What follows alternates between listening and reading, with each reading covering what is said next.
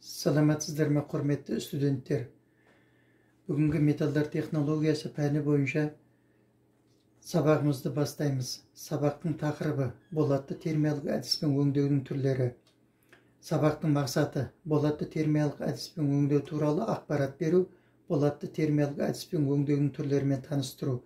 Күтілетін нәтиже: болатты термиялық әдіспен өңдеудің түрлерін біледі, жалпы металдарды термиялық әдіспен өңдеудің түрлерінің қажеттілігін түсінеді. Болатты термиялық әдіспен өңдеудің түрлеріне қойылатын талаптарды қолданады. Болатты термиялық әдіспен өңдеудің түрлерін талдайды. Жалпы металдарды термиялық әдіспен өңдеу бойынша алған білімдерін жинақтай алады. Болатты термиялық әдіспен өңдеудің түрлері бойынша алған білімдерін бағалайды. Бағалау критерийлері: 5 өте жақсы, берілген тапсырманы толық орындауы, болатты термиялық әдіспен өңдеудің түрлерін біледі, өңдеудің қажеттілігін түсінеді. 4 жақсы, жалпы металдарды термиялық әдіспен өңдеудің түрлерін түсінеді, бірақ қойылған 3 сұрақтың екеуіне жауап береді.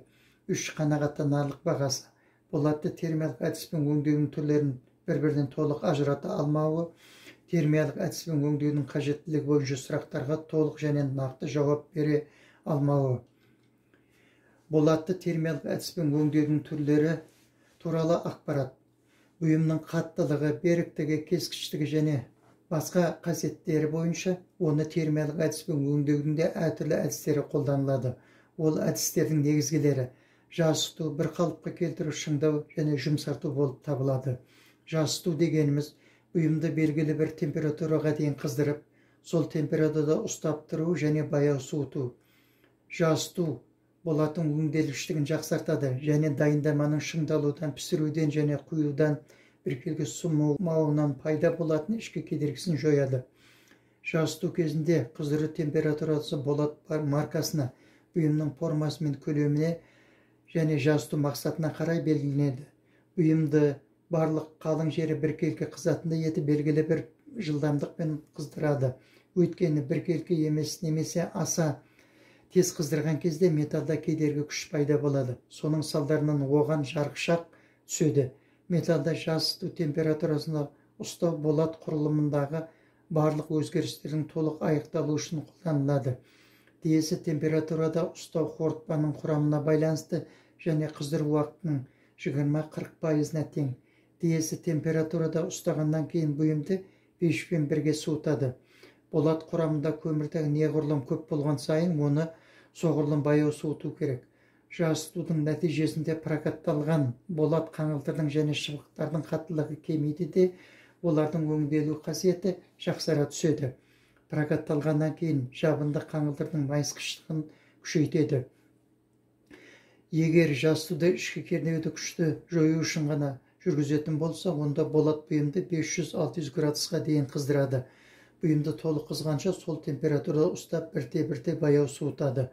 Болаттан жасалған бұйымдарды жұмсарту үшін оны жасқанда 680-700 градусқа дейін қыздырады да сәліз ұстап тұрады. Содан соң ауада суытады.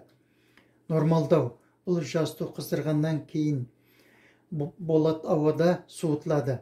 Жасытқандағы қарағанда нормалдаудан кейін болаттың құрылымы әлдеқайда ұсақ түйіршікті, әлдеқайда қатты және берік болады, бірақ онша майысқыш болмайды. Шынықтыру дегеніміз болат бұйымды белгілі бір температураға дейін қыздырып, сол температура басылғанша ұстап барып тез салқындату. Шынықтырудың мақсаты құрамын жоғары температурада құрушыларды немесе олардың ыдырағандағы өнімдерін өте төменгі температурада анықтау. Шынықтыру нәтижесі көп жағдайларға байланысты болады. Соның ішіндегі ең негізгілері: ең жоғары температураға дейін шынықтыру уақыты, ең жоғарғы температурада қыздыру, ең жоғарғы температура шыңдау, ұстау уақыты, суыту шапшаңдығы. Болатты шыңдау: мұнда болаттың шыңдау кезінде жылдамдықпен суытудың маңызы бар. Болаттың құрамында көміртегі неғұрлым көп болған сайын, оның жылуды өткізгіштігі де соғұрлым төмен болады. Сондықтан мұны соғұрлым баяу салқындату керек. Мұның әсіресе формасы күрделі бұйымдар үшін маңызы бар. Суыту жылдамдығын дұрыс белгілеп алмаса, бұйым жарамсыз болып шығуы мүмкін. Топ оқушылары, бүгінгі металдарды термиялық әдіспен өңдеу бойынша бейне материалға назар аударыңыздар.